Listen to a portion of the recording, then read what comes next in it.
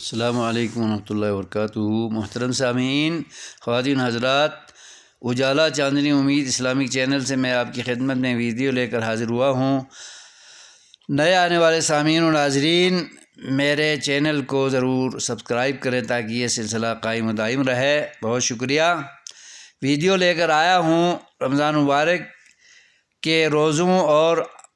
دیگر نوافل روزوں کے حوالے سے۔ اللہ کے نبی صلی اللہ علیہ وسلم نے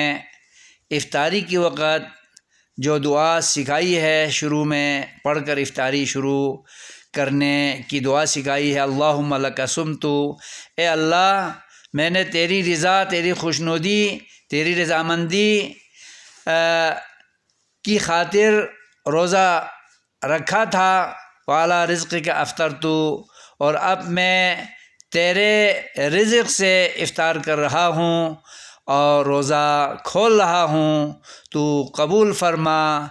تو یہ دعا خصوصیت کے ساتھ پڑھتے ہوئے افطاری بسم اللہ کر کے کھانی چاہیے تاکہ ہمارا روزہ قبول و منظور ہو، اور اللہ کی طرف سے افطاری کے موقع پر جو خوشی ملنی ہے، فرحت ملنی ہے، مسرت ملنی ہے، خرمی ملنی ہے، وہ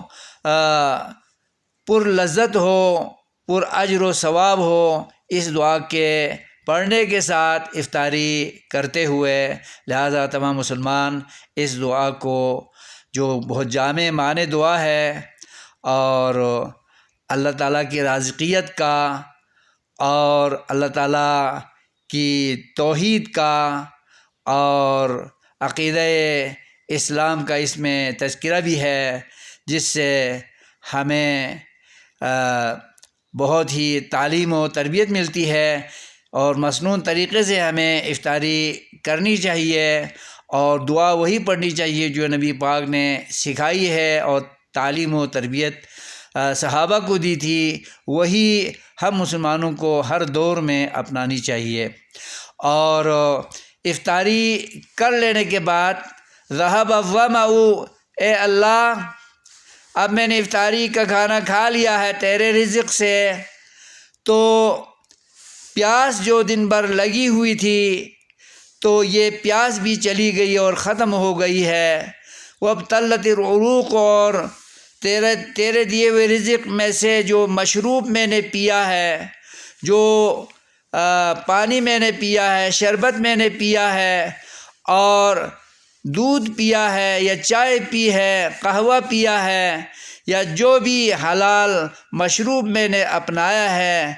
میں نے کھایا پیا ہے، تو اس کے ذریعے میری جو رگیں ہیں وہ